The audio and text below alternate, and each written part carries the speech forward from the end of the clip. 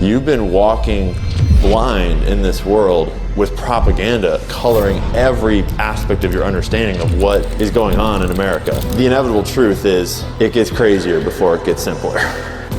It only takes one crack in that facade. It only takes one lie itching in your mind to realize, wait a minute, maybe these people aren't telling me the truth about other things too. The authority figures in our lives told us one lie. You have to ask the question, was any of the rest of it lies? Does anything I know about history actually add up? For most of us, what starts out as a weird moment watching the TV, a weird article that doesn't make sense, the whole world is subservient to some sort of hidden regime beyond the government organization.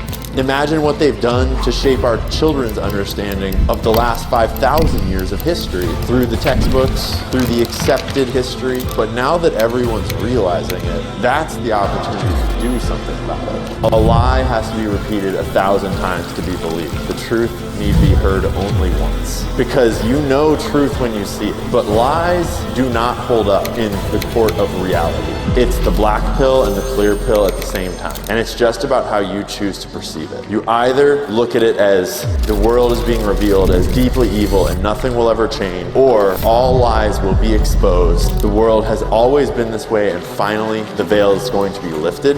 We can see the American dollar devaluing to nothing. Are people being addicted to drugs? Families are falling apart. Education is failing. Food is unaffordable. What happens to America if we don't change something? It's worse than what everyone sees, because I don't think anyone alive today realizes how fast an empire can fall when it's rotting in the core. We know that we're sending billions and billions of dollars of our tax money overseas that is turning into bombs that are bombing children in foreign countries every year. No one's receiving an education about the problems, and no one's calling anyone to account for it. Like, really, what the fuck is going on? And the only people being enriched by this system are the most wealthy, powerful, corrupt people on the planet. So my only question for you is, how the fuck did we get here? The press exists to defend regular people, regular freedoms, and to root out and expose corruption. But that is not the world we live in today. Fewer and fewer of them are journalists every year, and more of them are propaganda artists. So it's the 1920s. Think The Great Gatsby meets Peaky Blinders. And the mob and the mafia have gotten pretty big and pretty rich off of selling liquor, the most popular drink in the country, on the black market. The CIA's very first official operation was to use their buddies in the mafia over in Italy. If you have a government of thousands and thousands of men doing things with a lot of power involved in their various jobs, some of those men are going to be bad dudes, inevitably want to abuse their power. No one is saying it's the whole government. It only takes a few bad apples in the bunch trying to abuse their power to start doing something really dark. The mob and the mafia learned how powerful sexual blackmail is, and they started to use it on all sorts of law enforcement officers, and they started to create a network of essentially spies that sought blackmail over law enforcement. That could be, first it's a bribe because this guy needs money. Then he takes the bribe and he does a favor for you. But then once he's done the favor, that's a second piece of blackmail. So the same technique can be used on a local law enforcement officer, a local sheriff, a deputy, all the way up the chain to the very director of the FBI. They started to hone that craft over the next 100 years until now we have exposed that Jeffrey Epstein was running a global pedophile trafficking ring that was being used to blackmail the most powerful people in the world. And the further they went in, the more impossible it would ever be to get out.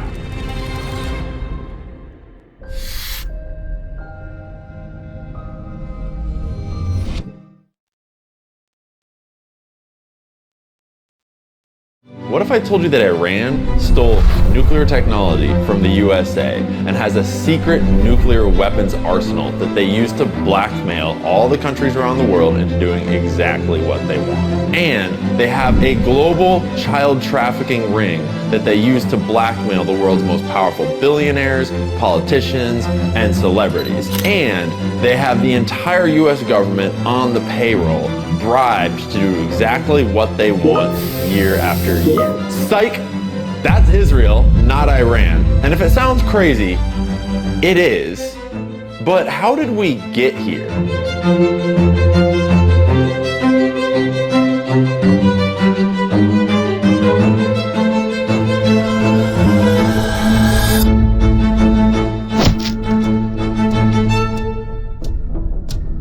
story starts thousands of years ago, but I think a good place for us to start is 1920.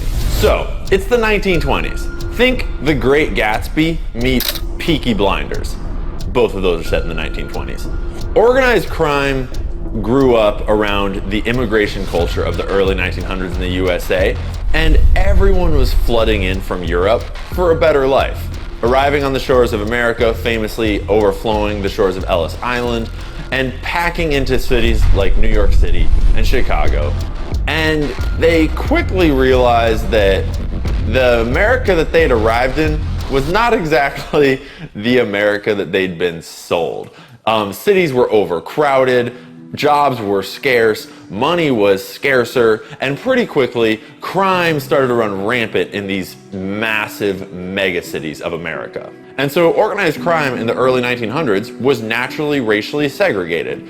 And as it grew and grew and grew, and these gangs became bigger and bigger, naturally, they became more and more racially segregated. And it's not that weird to think that organized crime would segregate racially, because if you were going to commit a whole bunch of crimes, you'd probably not want to do it with a stranger. Because if your stranger friend got caught, how long do you think it would be before they ratted you out so that they could go free?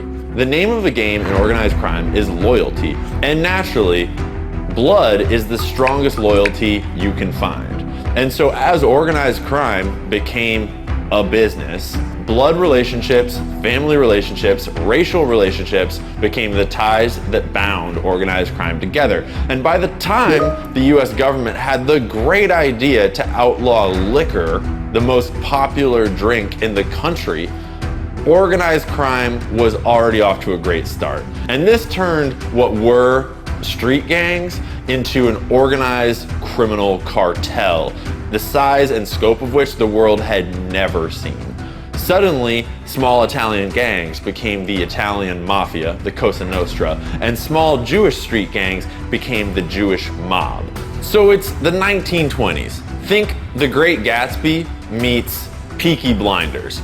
And the mob and the mafia have gotten pretty big and pretty rich off of selling liquor, the most popular drink in the country, on the black market, because someone had the great idea to outlaw it. And that was what allowed small criminal gangs filled with immigrants to become international crime syndicates that ran the entire country. Eventually, the mob and the mafia got so big that they realized they'd do a lot better if they just worked together. And famously, Meyer Lansky, along with some of his friends like Lucky Luciano, had a big meeting and formed what was called the National Crime Syndicate, or, I shit you not, Murder Inc. They called their mafia mob group Murder Inc. And what Murder Inc. was, is it was an alliance of all the biggest mafia families on the East Coast and all of the mob families. And by now they had started to spread all across the country, and all of this dirty liquor money started to fund things like Las Vegas, like a music industry to help them launder all of that money, like the movie industry to help them launder all of that money, like a bunch of political bribes and donations and other side projects. One of the most important side projects that Murder Inc. took on was blackmailing the director of the FBI. You know, the FBI that should be in charge of putting Murder Inc. in jail.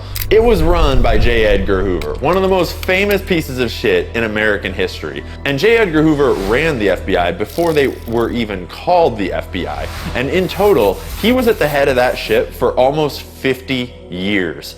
And for the vast majority of that time, he was being blackmailed by the very people that he was supposed to be putting in jail. Somehow or other, the boss of Murder Inc. got photos of J. Edgar Hoover, shall we say, doing extracurricular activity with his male aide. This is back in a time when homosexuality was super frowned upon.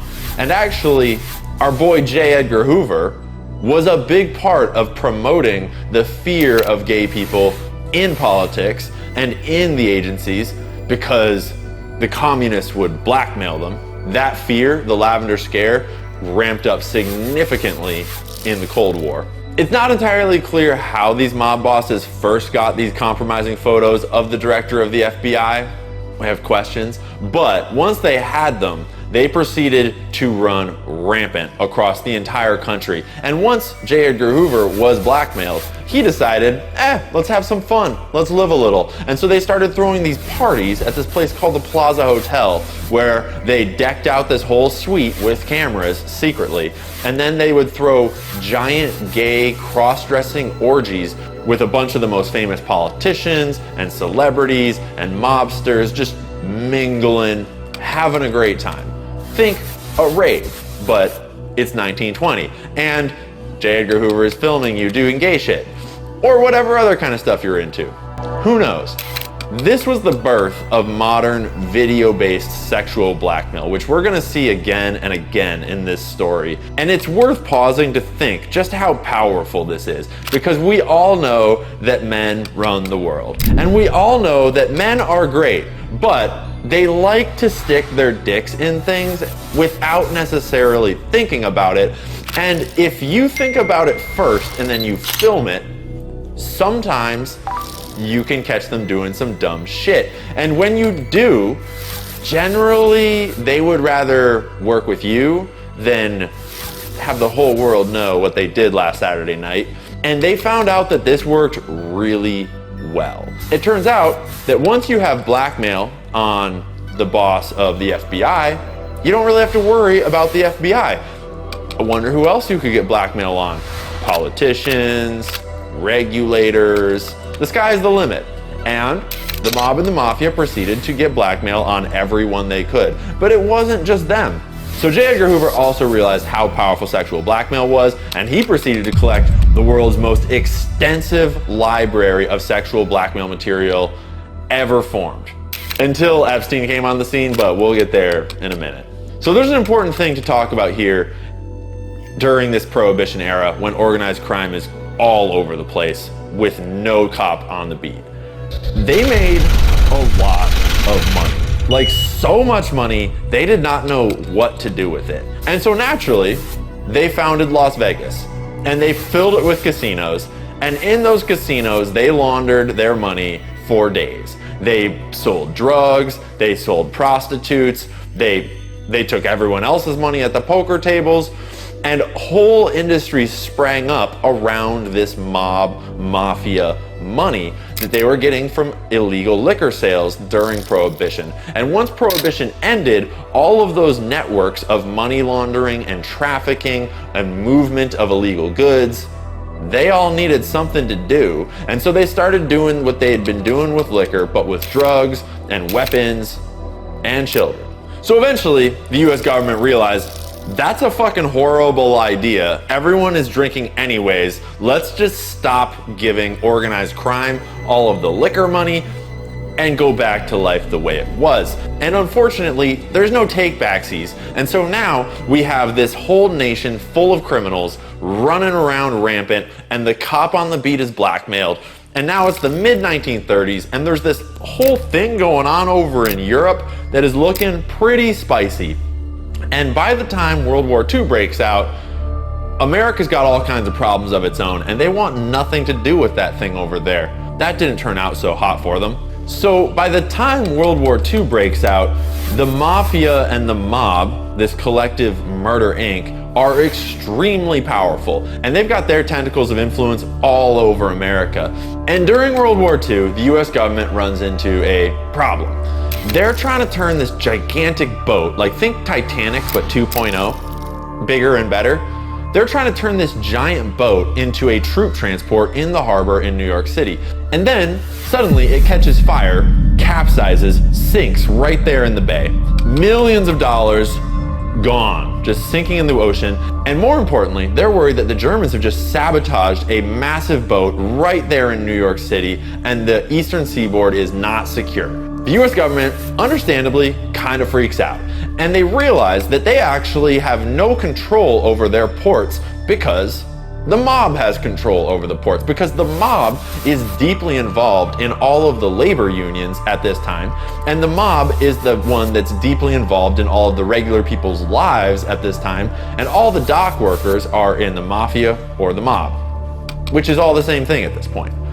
So the US government does the logical thing in the middle of World War II, and in order to secure all of their ports and take back control from the mob and the mafia and keep the Germans out, they go to the mob and say, hey guys, do you want to take control over all of our ports? Just promise you'll keep them safe. And so the government does the logical thing, and they go to the mob and give them control over the ports, trusting that obviously these good mobster gangsters are just gonna take good care of these docks and nothing untoward will happen again. No Germans, no nothing, no problem. There's kind of a rabbit hole where like the mob probably blew that boat up in the first place. Who knows why, but what wound up happening is the mob now was given full control over the entire eastern seaboard of the United States so that they could protect us from Germany. And in case you don't run an international smuggling and crime syndicate, let's just say that having all of the ports is pretty useful when you want to smuggle things in and out of America. And so they did. World War II had not even ended when all of the Jewish mobsters started sending weapons to all of their buddies over in this new little country called Israel. Well, I guess back then it was called Palestine, but we don't need to argue about that. And so before World War II had even ended, the mob started using those ports to smuggle. And you might think smuggling drugs into the United States, but actually, one thing that they did a lot of was smuggling guns out of the United States, because the world's Jewish population was busy doing this little project over in this place called Palestine that they'd been working on for a little while. Ever since our boy Rothschild got written this letter that gave him this country, which is so crazy, they had been busy building a country over there in Palestine by moving as many Jewish people as they could into what was at the time a British colony. And by the time World War II rolled around, they had a whole bunch of their buddies all living there in Palestine, and violence was starting to escalate a little bit. And oh boy, did the US have some extra guns that the mob was liberating. I don't know if you've never received a country by mail, but let me tell you, you gotta be pretty rich to be given a country with a letter. As far as I'm aware, that's only ever happened in human history one time. And if that doesn't tell you a lot about the Rothschild family, I don't know what will. But we will revisit the Rothschild family several times in this story because they have a tendency to fund Israel's side projects. More on that later. So anyways, during World War II, the Zionists over in Palestine that are in the process of forming Israel are in negotiations with the mob in order to get weapons from the USA. And as the war winds down, the flow of weapons only increases because suddenly the USA has all these guns and bombs and munitions that they no longer know what to do with. And fortunately, the Jewish mob knows exactly what to do with them. They're sending them to Palestine. And particularly, they're sending them to 3 Zionist paramilitary groups, which formed what the Israeli movement at the time was. And so at the time, there was no Israeli government and there was no IDF. There was just a loose association of Zionists all fighting to establish their own country called Israel. And there were 3 primary paramilitary organizations: Irgun, Lehi, and Haganah. And let's be clear, all 3 of them were in the business of bombing civilians to get them to leave. But Haganah was a little more mellow about it and did not get the official name terrorist organization in the way that Lehi and Irgun did. And Lehi and Irgun were called terrorist organizations by the entire international community as well as the future government of Israel because that's what they did. They bombed civilians in hotels, in marketplaces, anywhere they could find them in order to make life as unhospitable as possible in order to convince them to leave. And during World War II, they had a moral dilemma because there's this war going on all across Europe that is displacing Jewish people specifically. And the whole point of Zionism is we want those Jewish people here. And so the Irgun and Lehi groups had a little disagreement. Who should we back in this war? Should we side with the guys that are putting the Jews into camps and killing them and kicking them out of their country?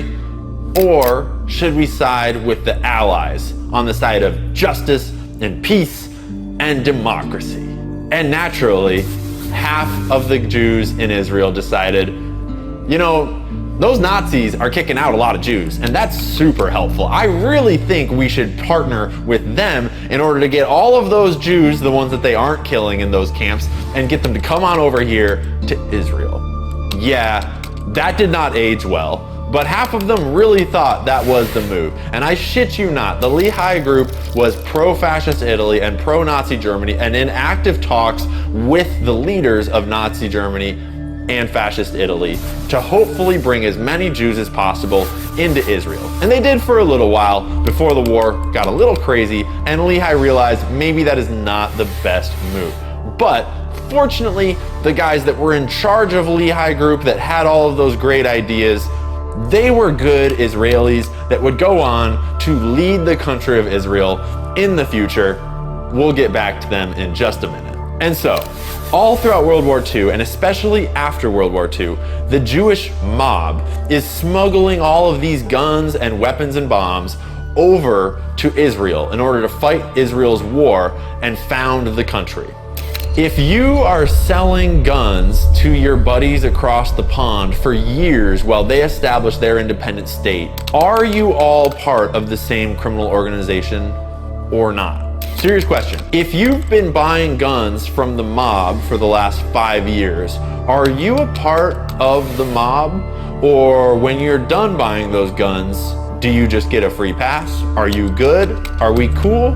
Just think about that. Because Israel was founded by, shall we say, militant Jewish men that had bought all of their guns from the Jewish mob in America, and now they have their very own country.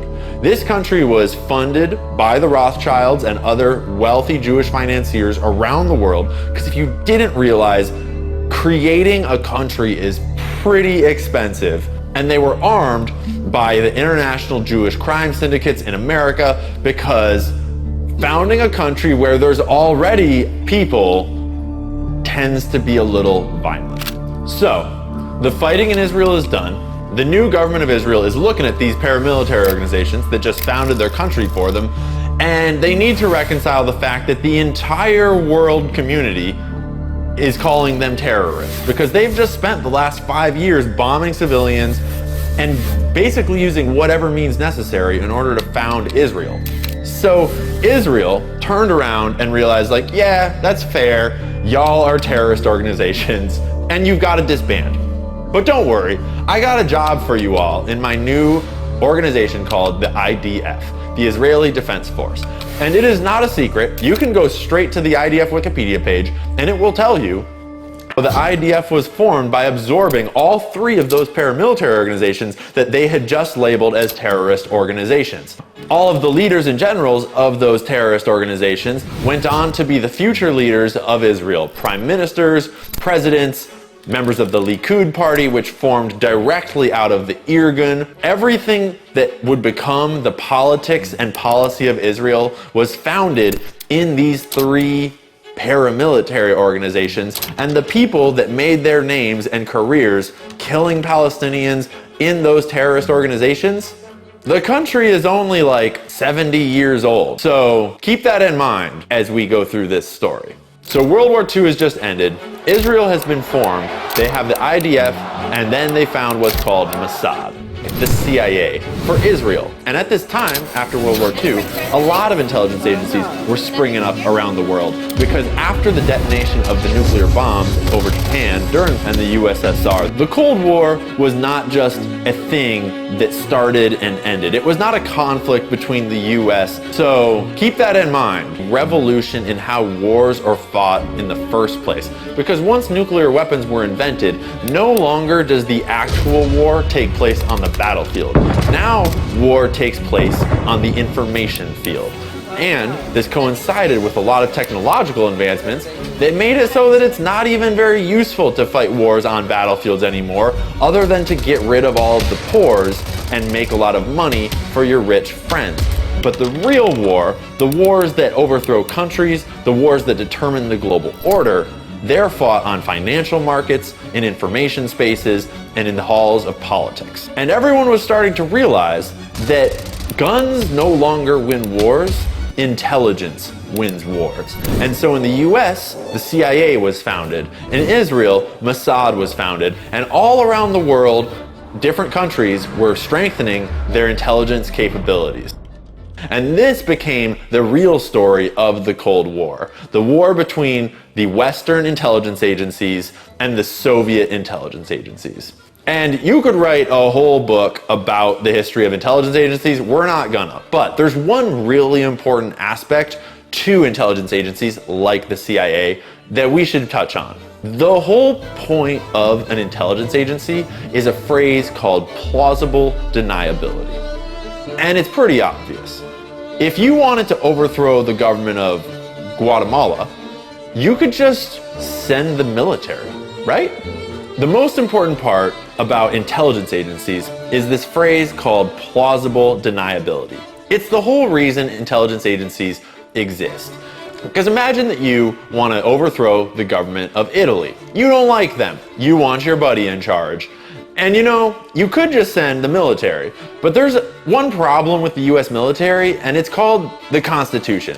And you're not really allowed to just send the military to go and do things without a good reason, especially when y'all have just finished a world war and no one is stoked on sending militaries places anymore. So instead, you send the mafia. The thing about sending the mafia to do the job the military might have done, A, it's a lot cheaper than sending the military, and B, when the mafia gets caught passing bags full of money back and forth in an Italian election to sway the results, if they get caught, it wasn't you, it was just the mafia. And I'm not making this up. The CIA's very first official operation was to use their buddies in the mafia over in Italy, passing thousands and thousands and thousands and thousands of dollars in the night in black duffel bags to various political candidates, different organizations, in order to sway the elections of Italy so that they wouldn't elect a communist. Because this was the start of the Cold War and communism had to be stopped at all costs.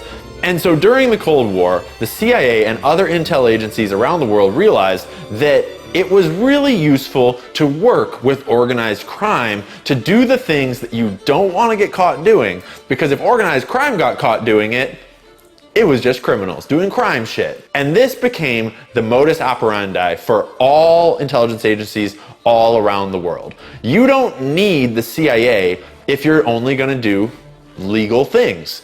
You can just send the military to do that. You can send your regular government organizations to do that. The whole point of an intelligence agency is to do things that are kind of illegal and to just not talk about them.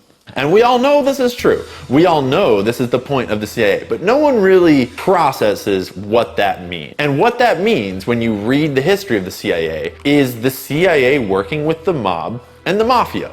And there's already precedent for this because during World War II, the US government had already found out just how convenient it is to let the mob run your docks and your import and export businesses. And remember, during World War II, we had already given the mob complete control over the ports in America. So why not keep working with them since it's going so well so far? Speaking of those ports that the mob controlled, they were using them. And now that they were done smuggling their guns over to Israel to help found the whole thing, they had their sights set on a new idea. Nukes. Because after World War II and the nuclear explosions in Japan, everyone looked at that and was like, damn, those are cool, I want some. And Israel was no exception. Because if you think about yourself, if you were this young, new Jewish state, and everyone in the world wanted to destroy you, and you're surrounded by these evil Arabs that hate you now that you've moved into the neighborhood, I can think of no better way for you to get comfortable and not worry than to have a couple nukes. And so during the 50s and 60s, Israel stole nuclear material and nuclear technology from America through a company called NUMEC. It became known as the Apollo Affair. And by the time people in the American government realized that there was a whole bunch of nuclear material missing from the records of this company called NUMEC, and they went to investigate and found a whole bunch of Jewish Zionists running this company, and like, I don't know. Weird. It's all gone. suspicious. And the trail led pretty obviously to Israel. And that was no secret at the time, and it is definitely no secret now. And by the time John F. Kennedy came into office, Israel had already done a deal with the French to help fund this whole nuclear facility hiding out in the Negev desert. The Rothschilds had played a major role in financing that whole project. Because in case you don't have a nuclear arsenal, let me tell you, it's not cheap to make one. And you need some pretty rich friends to help you do it. And so, fortunately, Israel knows some pretty rich friends that happen to all be Jewish all around the world and have an invested interest in supporting Israel and making sure that they survive. And that's fine, that's understandable. If my buddies had a country going on over there, I'd be hyped for them too. And I'd probably do what I could within my humble means to help pay for their nuclear facilities as well, because that's pretty fucking cool, let's be real. So Kennedy gets more and more, shall we say, nosy about these nuclear test facilities and is pushing for inspections and is really just getting in Israel's grill. And he's pushing not just for inspections of their nuclear facility, but to shut the nuclear programs down before Israel gets nukes. And I think we all know how that story ended. Just saying.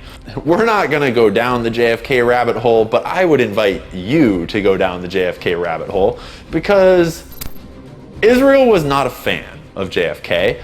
And to this day, Israel has a secret nuclear program and a secret nuclear arsenal that the entire world knows about. And Israel has not signed the international nuclear treaties that everyone else has signed.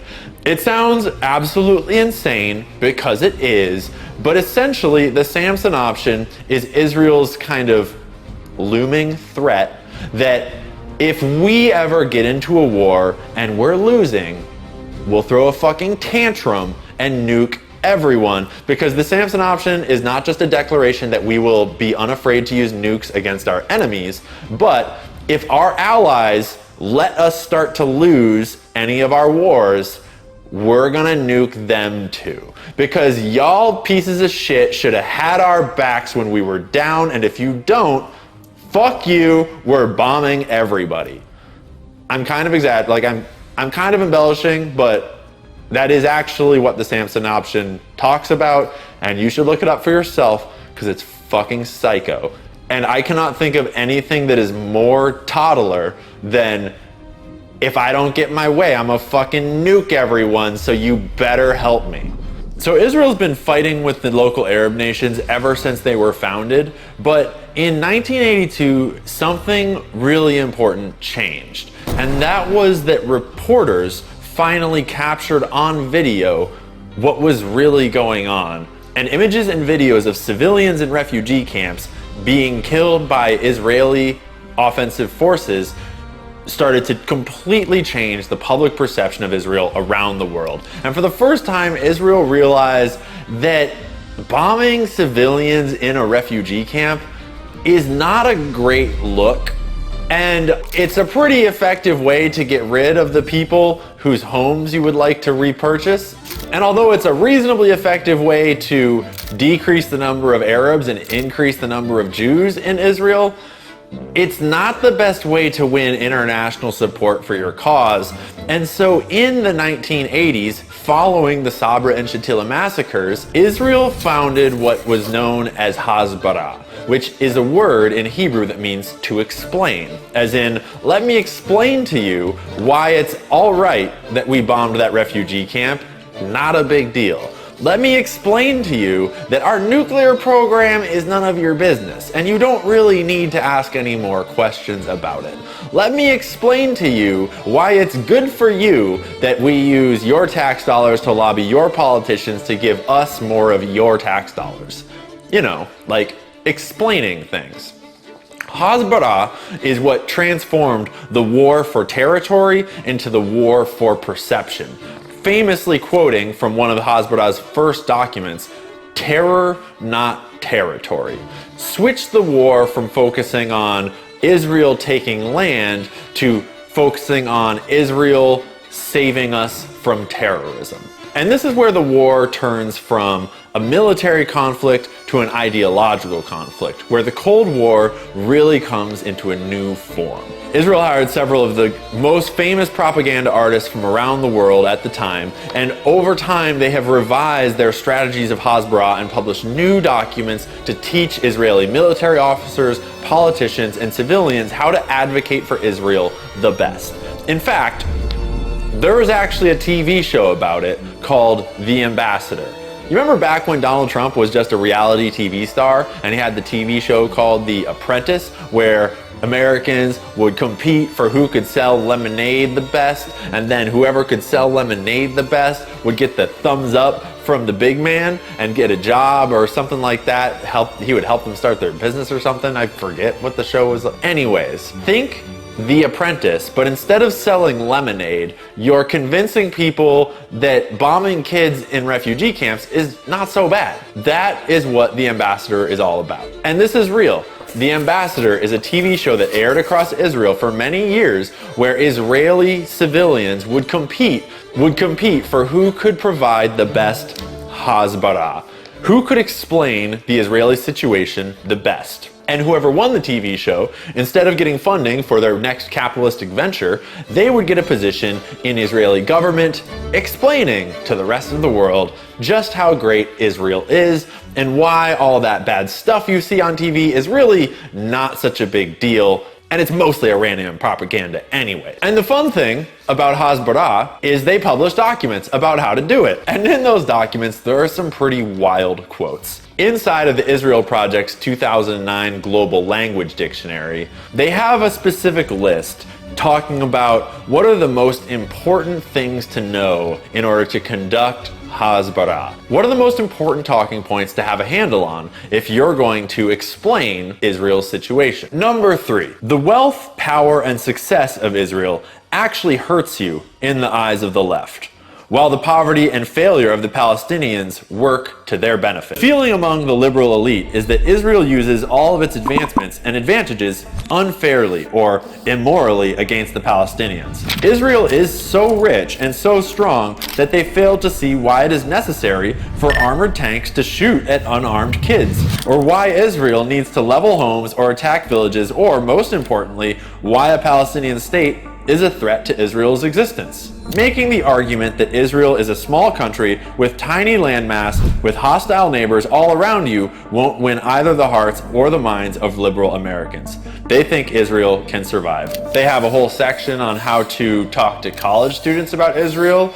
because those damn college students have some pretty anti-Semitic ideas. And then, one of my favorite sections, the toughest questions. As in, what are the hardest parts of Israel's whole deal to explain, and what are the best ways to explain them without getting yourself into a little bit of a pickle on national TV? They have a section for when people ask, why did Israel use disproportionate force in Gaza? And they give you several examples of how to divert that question into a different answer, because that's awkward. They have a whole section here, remember, published in 2009, Will Israel Bomb Iran? You know, let's talk about something else, shall we? Will Israel dismantle its settlements? No comment. Here's some other talking points to distract you with. If they ask you, why are you guys electing racist people to the government of Israel, in this case Lieberman as their example, how do you divert attention away from the racist people in the Israeli government? They give you several examples about how you can divert attention to the not racist people in the Israeli government, because it's kind of awkward to talk about the racist ones. And then they have a whole excerpt from the old Hamas charter that is very important to read to everybody, and a bunch of facts and figures that are very pro-Israel for you to keep in mind, so that you can help and explain the plight of Israel. And I don't mean to say that there is no plight in Israel. I don't mean to say that Israelis have, perfect lives. I don't mean to say that Hamas and other folks haven't attacked Israel.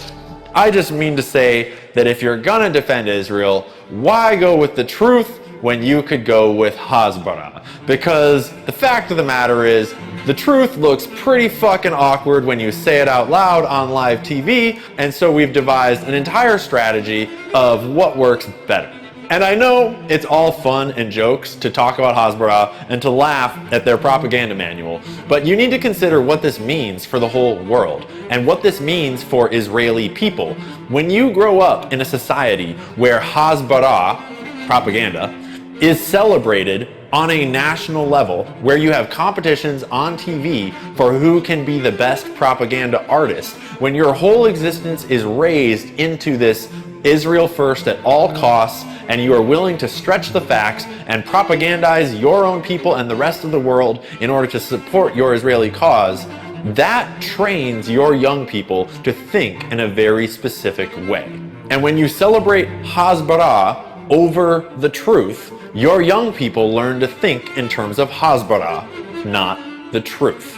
And so you wind up with a world full of Israelis whose entire lives have been shaped by hasbara, not by the truth. And to be clear, the truth is not always in favor of the Palestinians. The truth is just the truth. But when you're trying to explain what's happening in Israel and Palestine on live TV, going with the truth is not the best option for Israel. And they realized that a long time ago, and they've been doing hasbara ever since. And it is not just a booklet that I'm reading from. It is an entire global campaign, because when you look at the way the news covers the issue, you see a very important skew towards Israel in all of American media. It's not that way in Europe. And if you've traveled in Europe, if you've spoken to Europeans about it, if you've watched European news coverage ever since back in the 60s, all the way up until today, the coverage of the Israel-Palestine conflict abroad is very different than it is in the United States, because you can't control the news everywhere, but you can control most of the news in the United States, and they damned well do. And we don't need to get into who owns all the news companies just yet, but study after study has shown that the news coverage in the United States is slanted significantly more in Israel's favor than the news coverage in other countries around the world. One of the best ways to figure out who controls the news is to look at what the news is unwilling to talk about. And there might be no better example of what the news is unwilling to talk about than Jeffrey Epstein. And yeah, the news is totally willing to talk about the fact that Jeffrey Epstein committed suicide and Jeffrey Epstein got caught doing this thing, but the news paints a very careful picture of Jeffrey Epstein. And one thing they are very careful not to talk about is the extensive connections between Jeffrey Epstein and Israel. Jeffrey was Mossad. He worked for the government of Israel. He also worked with other governments, namely the CIA and Saudi intelligence, but he was Mossad. He was a Jewish man who was elevated to his position by all Jewish men all throughout his career. He was smuggling arms for Israel back in the 80s and trafficking kids for Israel all through the 90s and getting blackmail on British and American politicians and celebrities around the world on behalf of Israel. He was meeting with Ehud Barak over and over and over again, not just because Ehud Barak has some weird fucking tendencies, but also because Ehud Barak was his boss ever since he started working for Israel back in the 80s, smuggling arms with Adnan Khashoggi and Robert Maxwell. We know that Jeffrey Epstein was Mossad, but you will not hear the news talk about Jeffrey Epstein's association with Mossad, because that starts to bring up some pretty fucking awkward questions.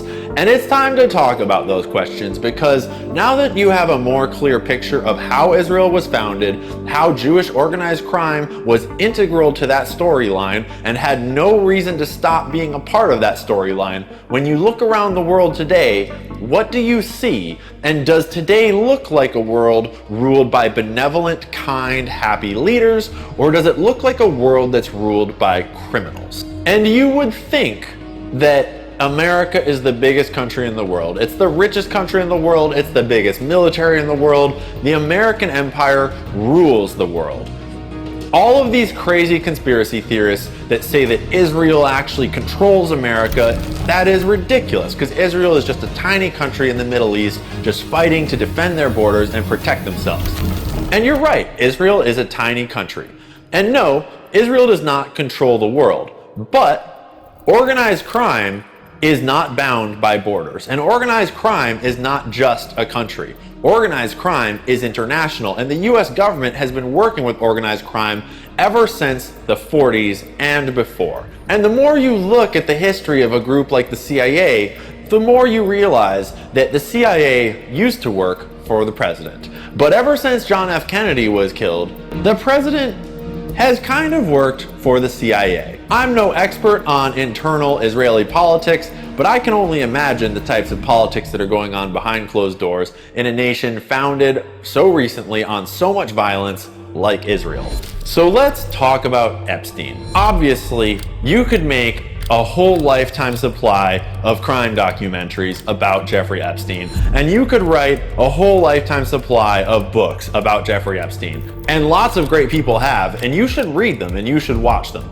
But let's just follow a specific trail through Jeffrey Epstein's network into the upper echelons of the US government and think really carefully about what this means about the world that you live in today. One of Jeffrey Epstein's favorite buddies was Bill Clinton. Bill Clinton flew on Epstein's plane more than almost anyone else. He visited Epstein's island more than almost anyone else. And he even invited Epstein directly into the White House on many occasions. We know quite clearly that Bill Clinton was into some pretty dark shit. Obviously, we don't know what, because obviously, how could they possibly find out? Because obviously, they didn't find anything in that raid that they did, and they don't even have the client list anyways. And how would you ever solve such a complicated crime with no evidence and a dude that just mysteriously committed suicide with no cameras? And I mean, their hands are really tied. But imagine we had evidence, and imagine what it would be. Imagine, why was Bill spending so much time with Jeffrey Epstein all through the 90s and into the 2000s until they got caught?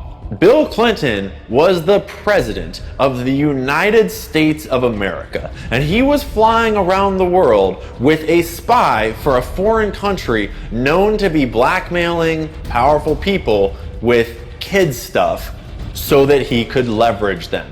And Bill Clinton was leveraged on behalf of Israel multiple times.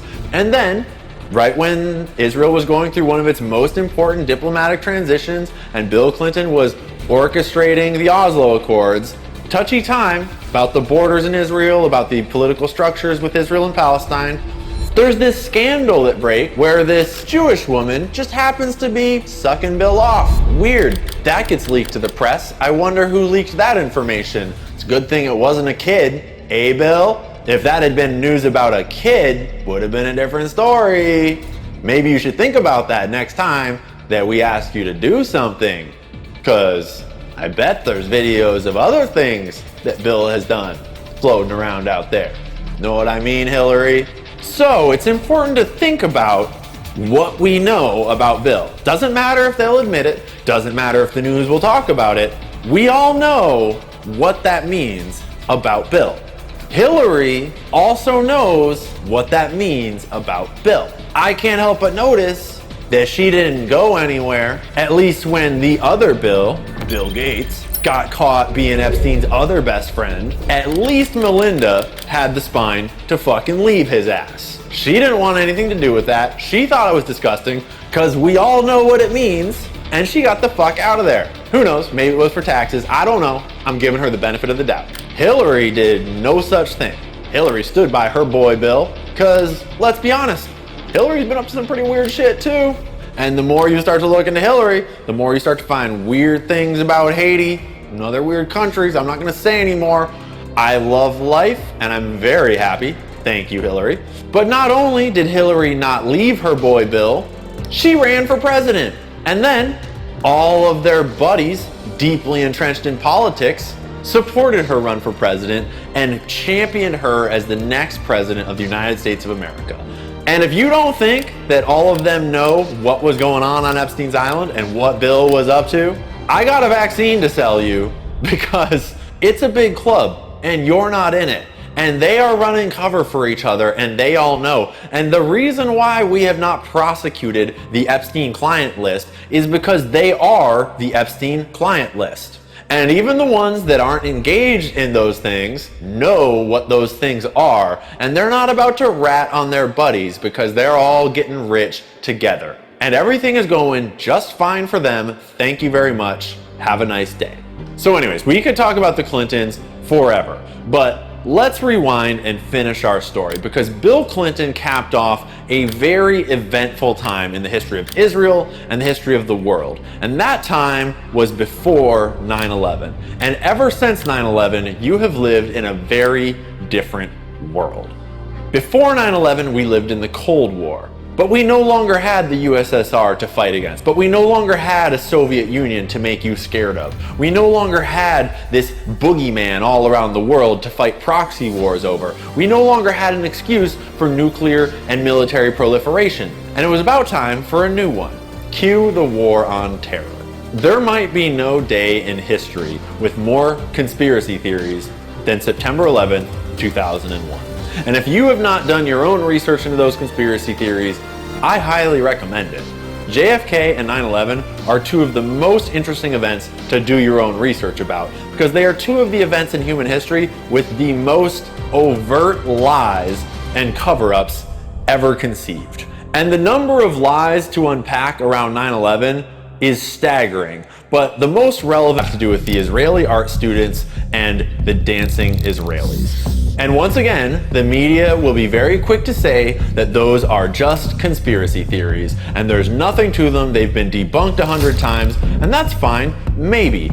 All I'm saying is that you can read the FBI documents yourself about the Israelis that were clapping and cheering and high-fiving during 9/11 terror attacks for yourself, and you can read the reporting and draw your own conclusions. That they were like happy, you know, they didn't look shocked to me, you know, they didn't look shocked.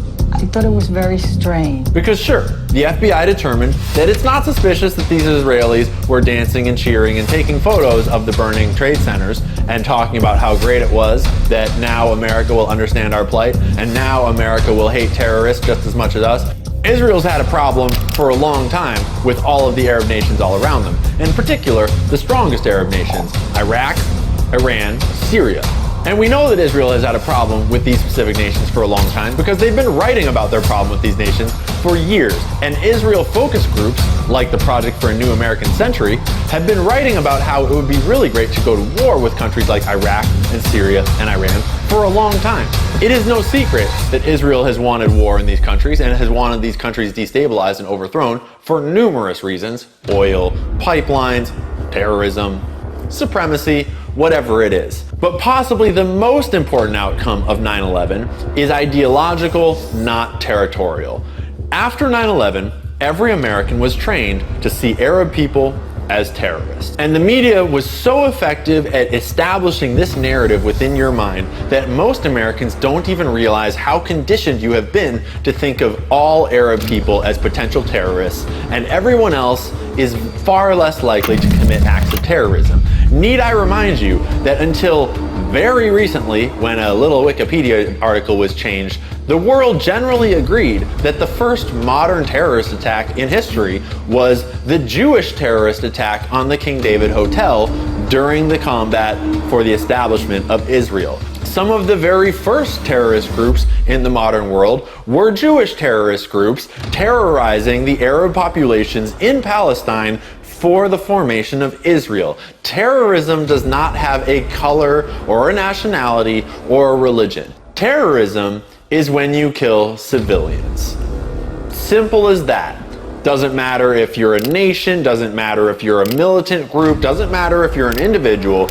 If you're running around killing civilians, that's terrorism. Doesn't matter if it's self-defense, doesn't matter if they look different than you, doesn't matter if they called you names. Even during wartime, there is a limit to how many civilian casualties are acceptable and how many constitute war crimes and terrorism. And certainly, there are a lot of Arab people around the world that do terrorist stuff.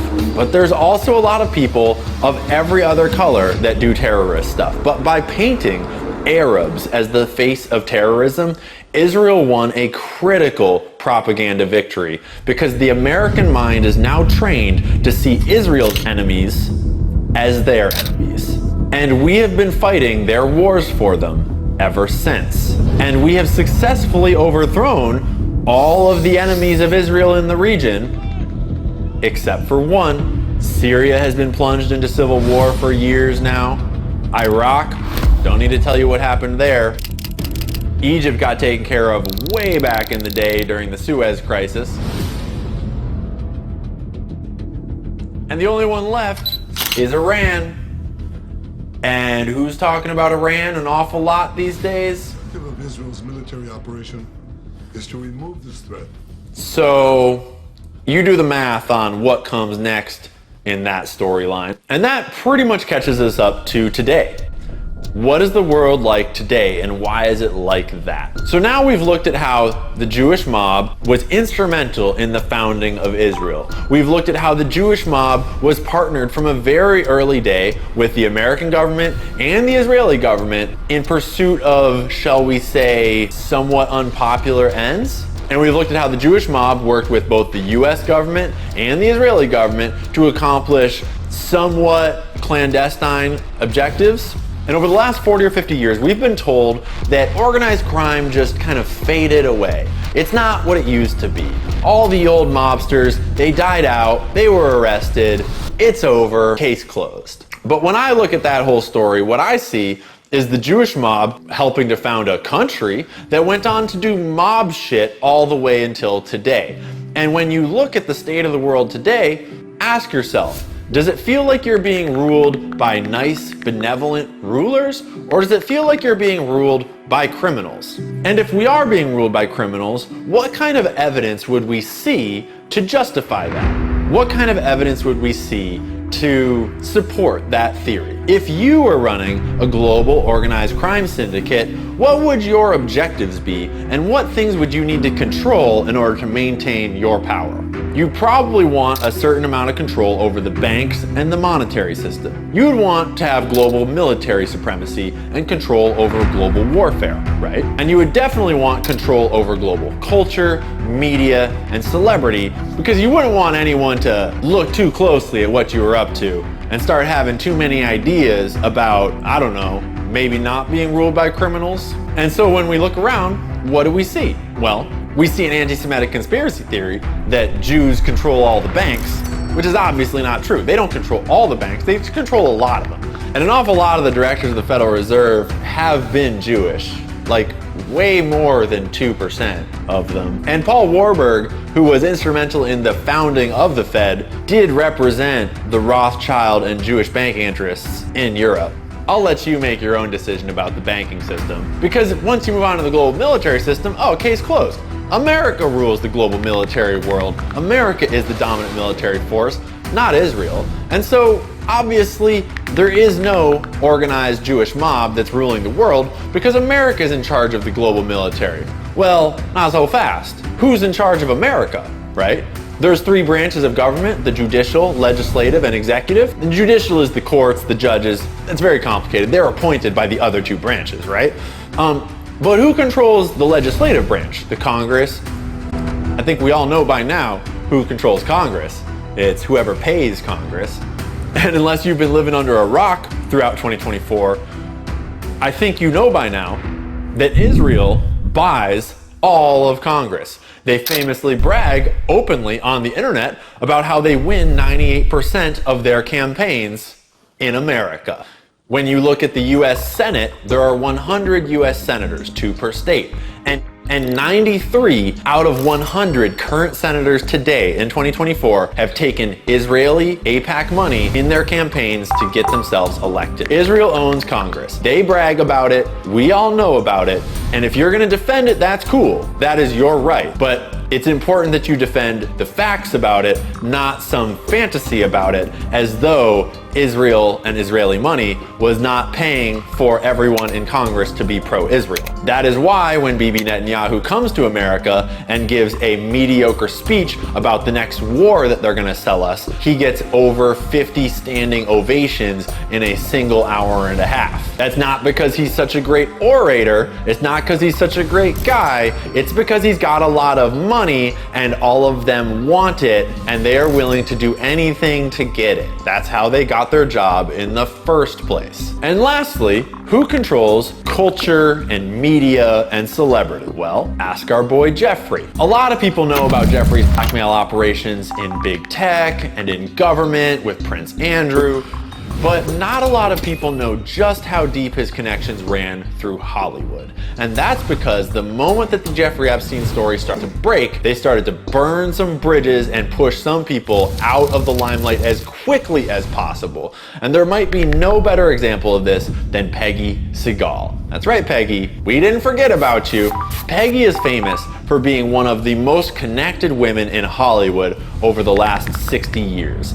Peggy's the kind of woman that brags about her list of 30,000 high-profile friends in every industry that she uses to get your movie to the Oscars, your movie into the Academy Awards, because the way that Hollywood works is a game of influence, and you need people to connect powerful people to support your movie, to go to your premiere. It's all a game of influence peddling, and Peggy Segal is one of the greatest masters of this art form that Hollywood has ever known. And up until the Jeffrey Epstein story broke, she was one of the most popular people in all of Hollywood because there was no place more powerful than a Peggy Segal party. And Jeffrey knew this. He was great friends with Peggy. Such great friends, in fact, that when he got out of jail back in 2009, Peggy organized a little get-together for him. He specifically requested that Peggy organize his get-together, his get out of jail free party. Famously, Prince Andrew attended, later got himself into a bit of a pickle on live TV trying to explain what that was all about. This is also where George Stephanopoulos and several other media personalities were at that party. Peggy Segal is indicative of Jeffrey Epstein's deep connections into Hollywood. His deep access not just to politicians, not just to wealthy financiers, but to all manner of celebrities and stars. But there is one group of celebrities that Epstein couldn't really vibe with, and that is rappers. And that's black people. I'm just speculating, but I can't imagine that Epstein would have blended in very well at a P. Diddy party. But fortunately, he didn't have to, because P. Diddy had his mansions all wired up with cameras and was handling that whole scene all on his own. And it's just an awfully weird coincidence that all of politics and celebrity and Hollywood is all sexually blackmailed with these secret video files that Jeffrey Epstein's been collecting. And then you turn around and look at the music industry and everyone that he might not be able to blackmail, and there's someone else doing sexual video blackmail on all of them for the last 20 years. And I know what you're saying. P. Diddy isn't Israeli, P. Diddy's not Jewish, P. Diddy has nothing to do with it.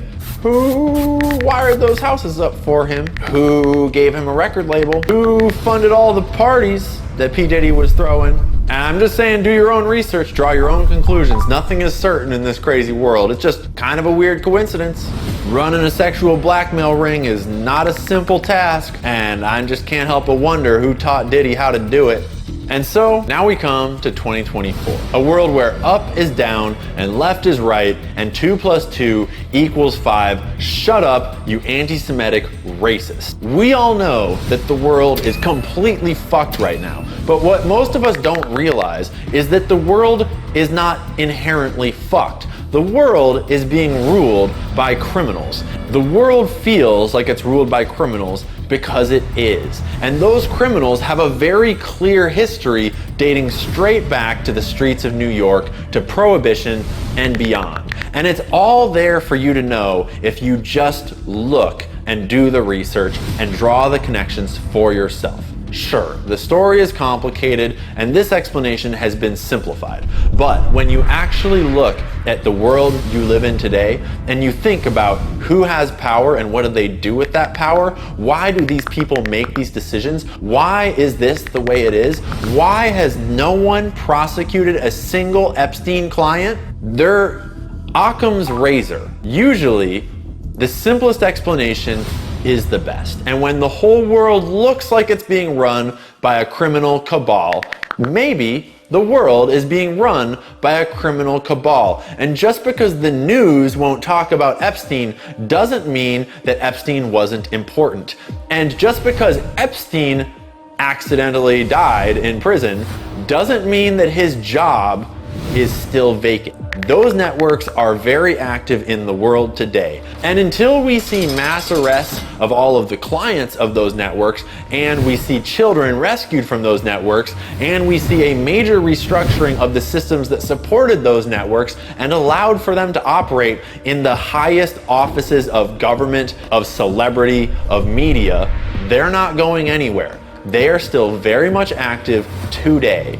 And yes, what that means is that right now, while you are watching this, wherever you are on whatever day it is today, right now, somewhere in this world, some billionaire, some millionaire is abusing a kid right this moment using these networks because they never closed. They just changed hands. Epstein expired. Someone else took his job, and I guarantee you they're still doing just fine, because until we see all of these motherfuckers brought to justice, everything's gonna stay exactly the same. And ignoring it will not solve the problem. So it's time we address it and confront it. And if it walks like organized crime and it talks like organized crime, it is probably the Jewish mob that founded their own fucking country and moved in and has been doing mobster shit ever since. Israel absolutely has a right to exist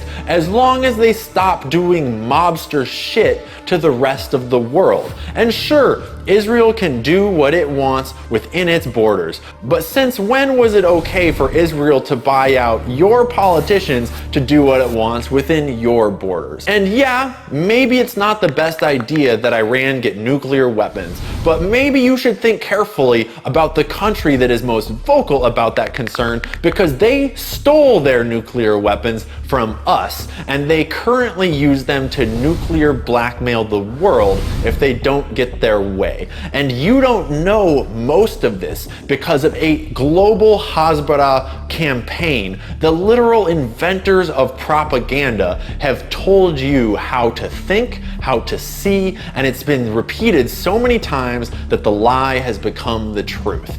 And it is time that we all had an honest conversation about what is actually going on in Israel, because the number one cause of anti-Semitism in the world today is not anti-Semitism. It is Israel doing dumb shit that is not good for the global image of Jewish people.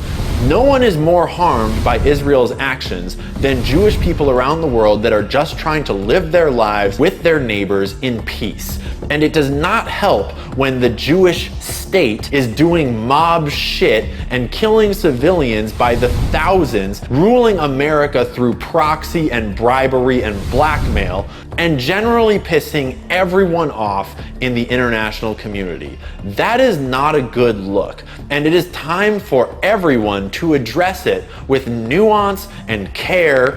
And the answer is not to blame all Jewish people, because that just leads to the ongoing cycle of violence and victimization that got us to the state of Israel in the first place. The answer is to call out mob shit where we see it and demand resolutions and a better world. To speak openly and freely regardless of what names the ADL calls you, because the ADL is a part of that mob shit. And if you're gonna be scared of getting called a name, you're never gonna do shit to an international crime ring that controls the media, the money, and the means. 2024 has been a crazy year so far, and so much has come to light and come to the forefront of our collective consciousness that was hidden deep beneath a mountain of propaganda for so long. But the job is not done, and until civilians are done being bombed, until children in Gaza and Palestine can live in peace, until the US government cleans house, until the Jeffrey Epstein client list is prosecuted and brought to justice, until then, the job is not done, and the world is still ruled by the same pedophile pieces of shit that have been ruling it your entire life. And ignoring that fact is not gonna help anyone. So it's time we talk about it, it's time you learn about it, and it's time that we change our expectations from letting the world be the same way it's always been and letting the same pieces of shit that have always ruled it continue to rule it, and we demand more. Because in the famous words of the great George W. Bush, fool me once, shame on you, but a fooled man can't get fooled again. We would know virtually nothing about what's going on at our southern border were it not for independent journalists and grassroots filmmakers. Ryan Matta, he's the investigative journalist behind thisistreason.com. Ryan Matta and his team, his editing team, created what I believe is a unicorn, never to be seen, has never been seen and will never be seen again. But he released it as called What is Treason? Trafficked.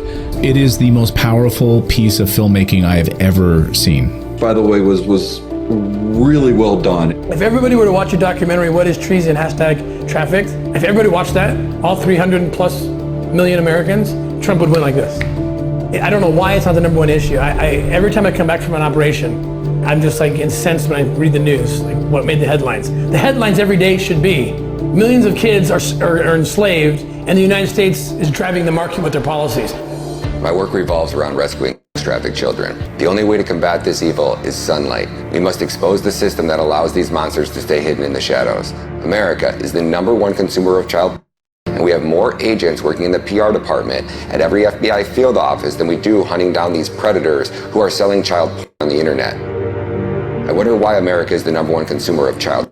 It is as sinister as it gets. People buying or selling children for An awful situation now. To really drive this fact home, last year Alex Rosen, one man, was able to expose 248 pedophiles. The entire FBI only arrested 1,408, meaning one man with the right resources could take down more pedophiles than the entire FBI. This is why I need your support. I've dedicated the last 3 years of my life to exposing this evil. Over the past 8 months, I've released 6 full-length Netflix-quality documentaries showing how the United States government is running the world's largest government-sponsored, taxpayer-funded child trafficking syndicate. I cashed out $100,000 of my 401k to undertake this mission, turning me into the most censored filmmaker in America.